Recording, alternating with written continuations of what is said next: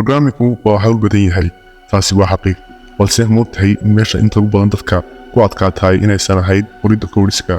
Taas qof walba waa samayn karaa soo maahan.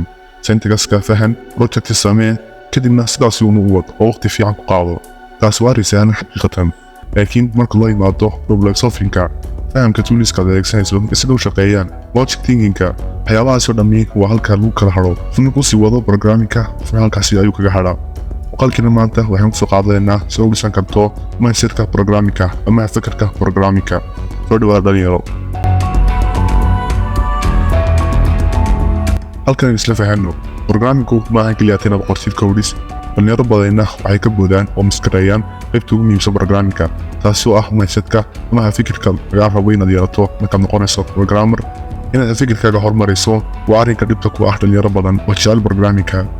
marka soo noqonaysa Python ama JavaScript Pro ay fudud yihiin طبعا waa run, balse idinku kuma sheegayso habeenada badan ee u rajayso saas si fiican baran lahayd iyo dareenkaad sooranayso in ma baran kartid ee isku day mid kale ama iska jooji programmingka.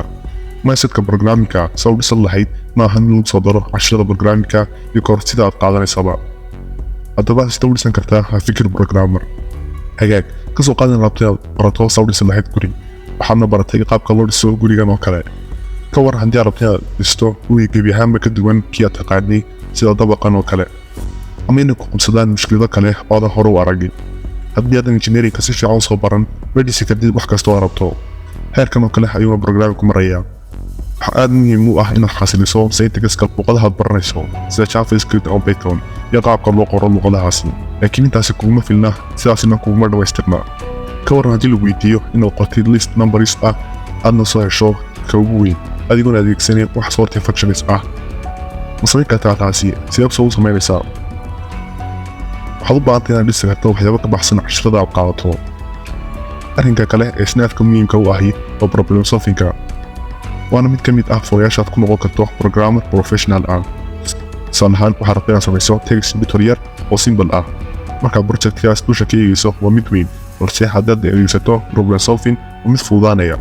tusaalahaan marka ugu horeysa inuu kala jabino projectkaasi qaybo yaryar oo la maareyn karo, sida inay marka ugu horeysa dhisno interface ugu horeeya, kadibna waxaan ku haysan karnaa meesha qodobka lagu qori lahaa, kadibna bottomadii sida swift oo kale aynu sameynaynaa.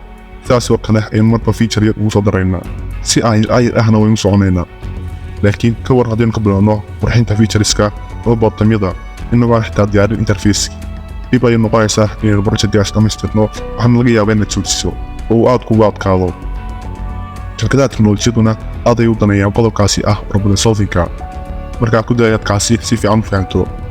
haddaba waxaa jira caqabad kale oo aanu tiimkay tag ahaan in badan aawadnay, taasi oo ah in dhalinyaro badani ay ku jiraan luug aan dhammaanayn oo ah inay markasta daawanayaan casharo programming ah. taasi xirfadaada ma dhisayso, waxaana lagaga baahan yahay inaad casharada dhigato u qaado next level oo adigu waxyaabo cusub oo badan kusoo darto. markaynu baraynay luqadda programmingka ee Python qodobkan aad ayaynu xusnay project markaynu sameyno waxaan dhalinyarada ku dhiirigelinaynay inay kusoo daraan features cusub iyo wax ka bedelaan oo aysan halkaasi kaga tegin. ugu dambeyn waxaan kusoo gabagabaynaynaa 3 talo oo kaa dhigi kara programmer professional ah. kow, isticmaal habka loo yaqaano project based learning. markaad programmingka baranayso waxaa si weyn ku caawinaya inaad wax ku barato adigoo dhisaya projects real life ah. tani waxay ka caawinaysaa inaad aragto wayad kasta soo u shaqeynayo. repositorygan GitHub aad ayuu baafiyo doonaa oo waxaad ka helaysaa luqado badan oo projects lagu dhisayo. ha ka cabsan inaad xaliso errorska. error kasta wuxuu ku noqon karaa fursad aad ku baranayso problem solvingka, waana inaad in badan isku daydaa sida xalin lahayd errorkaasi. markasta oo aad errors badan xalin karto oo markasta u silwanayso hadafkaaga ah inaad noqoto programmer professional waa xirfadan programmingka. isla barbardhigin dadka kale, dadku iskuda si wax uma bartaan. anaka niyadjabin markaad aragto qof si fiican u aqaano programmingka oo sanado badan kusoo jiray. adiga waxaa guul ku ah inaad dhamaystirto project yar oo aad bilowday. waxaa guul ku ah inaad barato si aad u xalin lahayd errors muddo ku haystay. muuqaalkeena maanta intaasay ku egyahay. ilaa inaad la wadaagto muuqaalkan asxaabtaada kuna soo biir Kaytag Soomaali. mahadsanid.